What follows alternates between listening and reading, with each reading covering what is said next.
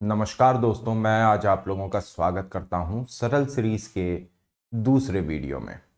आज हम लोग देखने के लिए जाएंगे कि जो मुद्दा जून 26 जून के आसपास में शुरू हुआ था कि नॉर्थ कोरिया के अंदर में फूड क्राइसिस आने वाली है, उस मुद्दे को हवा कैसे मिलती है और ये मुद्दा दोबारा से न्यूज़ में क्यों है।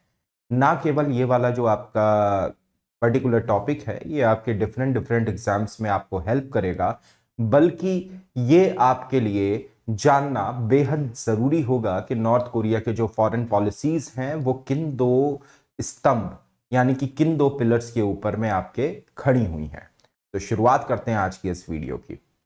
फर्स्ट ऑफ ऑल मैं आपको यह बताना चाहूंगा कि नॉर्थ कोरिया ने जून में ऐलान कर दिया था कि उनके यहाँ क्राइसिस आने वाली है। क्राइसिस किस तरीके की है? ये फूड क्राइसिस है।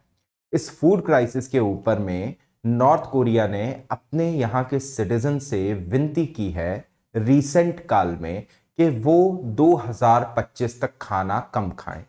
अब ये खाना कम खाना बहुत बड़ी कोई बात नहीं है, बल्कि ये खुद में एक बहुत बड़ी बात है कि नॉर्थ कोरिया में ऑलरेडी स्टार्वेशन एक नहीं कईयों बार आके बहुत बड़े नंबर्स में डेथ का कारण बना है। हम लोग इन्हीं सब कारणों के ऊपर में चर्चा करेंगे मॉडर्न परिदृश्य में कि मॉडर्न हमारे जो इस समय का जो समाज है उसके ऊपर में ये कैसे रोल प्ले करता है। तो सबसे पहले हमें नॉर्थ कोरिया का हमें फ्लैग देखना पड़ेगा। फ्लैग कह रहा हूं मैं, नक्शा देखना पड़ेगा।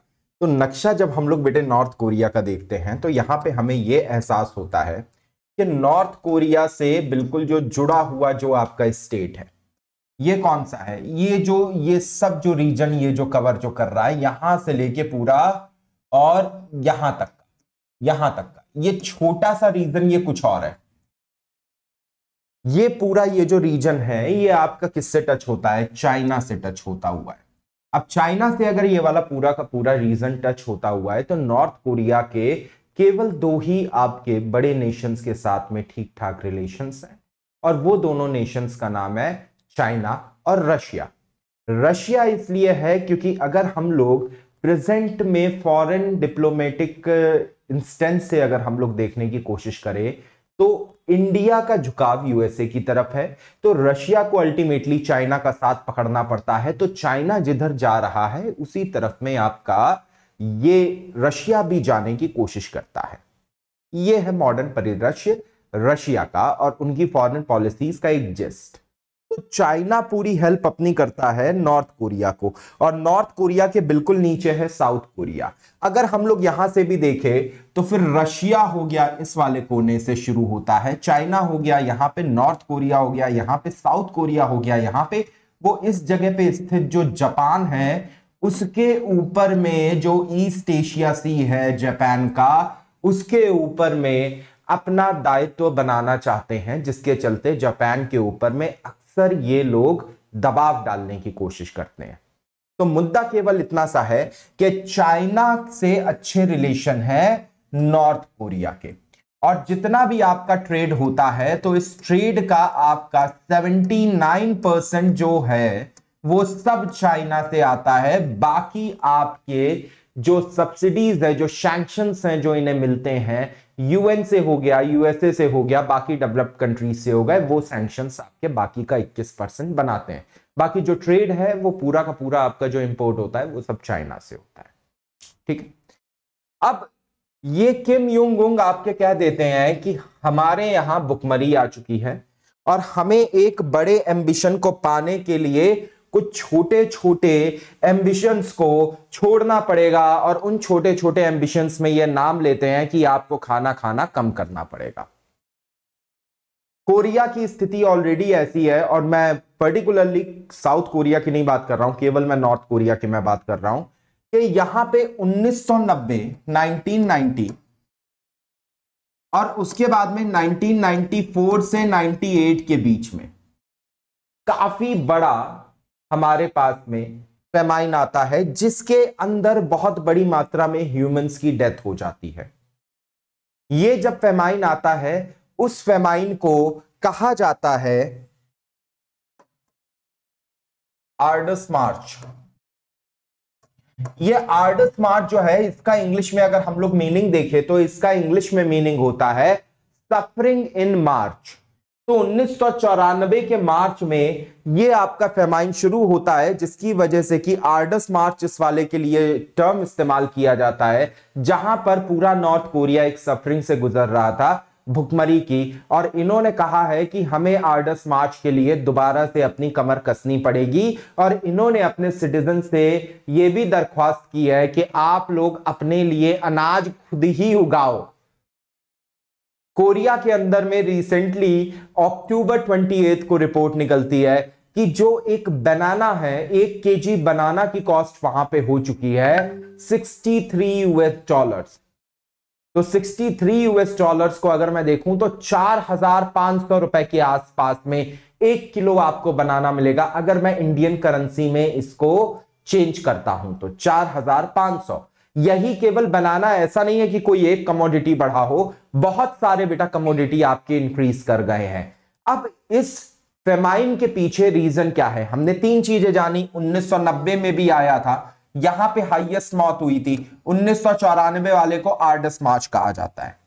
इसके बाद में अब हम लोग आते हैं, एक और रिपोर्ट आती है। ये वाली रिपोर्ट आती है बेटा यूनाइटेड नेशन की तरफ से, और यूनाइटेड नेशन ये वाली बात को मुंह खोल के कहता है कि नॉर्थ कोरिया के अंदर में आपके 48% बच्चे अंडर न्यूट्रिशन है।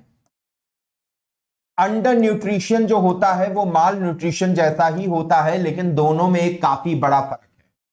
अंडर न्यूट्रिशन का मतलब है कि आपको न्यूट्रिशियस वैल्यूज जो मिलनी चाहिए थी वो वैल्यूज आपको मिल ही नहीं रही है, और माल न्यूट्रिशन का मतलब है कि जहां से जो वैल्यू आपको मिलनी चाहिए थी वो वैल्यू तो आ रही है, लेकिन वो आपके मतलब अप टू द मार्क नहीं है।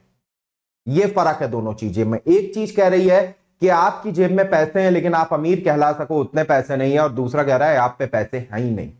तो ये फर्क है आपके दोनों चीजों में। अंडर न्यूट्रिशन शब्द का जब इस्तेमाल किया, इसको नॉर्थ कोरिया कहता है कि हमें बदनाम करने की कोशिश की जा रही है, हमारे यहां के बच्चे बहुत स्ट्रांग हैं। और उसी टाइम पे बीबीसी ये आपका रिपोर्ट में अपने इस पिक को डालता है, इस पिक को अपनी एक रिपोर्ट में डालता है कि शायद से ये बच्चे कोरिया से बाहर देखने की कोशिश कर रहे हैं खिड़की पे खड़े हुए। ठीक, चलिए अब इस फेमाइन या स्टार्वेशन या जो आपका आ रहा है या जो चल रहे हैं हालात, उसके पीछे का रीजन है कोरिया का अपना खुद का न्यूक्लियर या न्यूक्लियर मिसाइल बनाने का एक फितूर, अपना न्यूक्लियर प्रोग्राम उनका। आप लोग इधर दिए गए कार्टून्स पे थोड़ा सा अगर आप लोग नजर डालें, नजर आ रहा हो आपको, थोड़ा सा छोटा है, the world must take us seriously. यहां पे ये किम योंग उंग बैठे कह रहे हैं, हाथ में एक खिलौने वाली मिसाइल पकड़े, और दुनिया भर के जितने भी आपके मिसाइल से रिलेटेड चीजें हैं वो उनके ऊपर बरस रही हैं। और यहां पे ये कह रहे हैं कि इस मिसाइल ने हमारी आत्मा को संतुष्टि पहुंचाई है, और यहां पे पूरा कोरिया सैंक्शंस के तले दबा हुआ है। ये वही सैंक्शन है जो इनको मिल रहे थे आपके यूनाइटेड नेशन से, यूएसए से, बाकी आपके फर्स्ट वर्ल्ड कंट्रीज से। तो ये कंडीशन कोरिया की है। अब हम लोग एक नजर डालेंगे कोरिया के न्यूक्लियर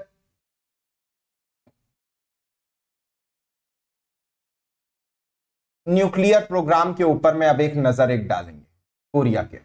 चलिए आइए बेटा, कोरिया का जो न्यूक्लियर प्रोग्राम है वो इंडिया का या यूएसए या इस नेशंस की तरीके से नहीं चला है। ठीक है, पहली बात है आप पे रिसोर्सेज की बहुत भारी कमी है। दूसरी बात है आप पे टेक्नोलॉजिकल इवेंट्स हैं नहीं, आप फिर भी आप न्यूक्लियर वॉरफेयर करने की तरफ आप बढ़ रहे हो। और न्यूक्लियर वॉरफेयर की तरफ आप ये कह के बढ़ना चाह रहे हो कि हमारा जो दायित्व है वो पूरे वर्ल्ड के ऊपर में कायम रहे, जबकि ऐसा कोई दायित्व आपका है ही नहीं। आप ऐसा कुछ आप कहने की आप कोशिश कर रहे हो। तो देखते हैं थोड़ा सा कि कोरिया जो है वो अपना पहला करता है 9 अक्टूबर 2007 के आसपास में। 9 अक्टूबर 2007 के आसपास में ये अपना पहला न्यूक्लियर अंडरग्राउंड टेस्ट करता है, और सेकंड करता है बेटा 2008 के आसपास में 25 मार्च को। 26 को ये क्या करता है, साउथ कोरियन में जो उनका सबमरीन है उसके ऊपर में टॉर्पीडो जो ना चला देता है। इसके बाद में किंग यूंग फर्स्ट की आपकी डेथ हो जाती है, तो उसकी जगह पे आपके नॉर्थ कोरिया के अंदर में उनके बेटे किम जोंग उंग आते हैं, जो कि उनके सबसे छोटे बच्चे होते हैं। 23 2011 के आसपास में ये अपना दोबारा से यांगपिंग के पास में अपने मिसाइल्स दागते हैं, जो साउथ कोरिया के अंदर में यांगपिंग आपका एस्टैब्लिश है। ये लोग लीप डे एग्रीमेंट करते हैं, जिससे कि ये लोग यूरेनियम को स्टॉप कर सकें, टेस्टिंग ऑफ मिसाइल भी ये स्टॉप कर सकें। 2011 में डेट है आपकी 29 फरवरी। 2012 में 12 दिसंबर को ये ऊना सैटेलाइट ये पहली बार ये चलाते हैं, जो इनकी सक्सेसफुली हो जाती है। लेकिन इससे पहले 2011 में 13 को ऊना सैटेलाइट रॉकेट इनका फेल कर गया था। वही इनका 1 साल या 1.5 साल लगभग हम लोग मान के चले, उसके बाद में इनका पहला सैटेलाइट लॉन्च हो पाती है। ये इन्होंने अभी 7 फेब को इन्होंने अपनी लेटेस्ट ऊना 3 अपनी सैटेलाइट लॉन्च की थी। इसके बाद में ये लोग अपना बेटा न्यूक्लियर टेस्ट अपना ये कंडक्ट ये करना शुरू करते हैं, और यंगबोंग के पास में इनका जो न्यूक्लियर रिएक्टर है उसको ये लोग रीस्टार्ट करते हैं, जिसके ऊपर में बैन लगा दिया था यूनाइटेड नेशंस ने। इसी दौरान पे आपका ये हाइड्रोजन बॉम्ब की भी टेस्टिंग कर रहे हैं, इसका भी ये क्लेम करते हैं। और ये कहानी हम लोगों को जो पता चली है, ये 2017 तक की पता चली है। उसके बाद में कहानी में क्या रूपांतरण आता है, किस तरीके से अंतर आता है, ये सब बातों पे कोई भी चर्चा नहीं है। यूएसए अपना इस दौरान में अगर मैं मोटे मोटे तौर पे बताऊं तो सबसे पहले यूनाइटेड नेशन अप्रैल 2012 में फूड हेल्प भेजना बंद कर देता है।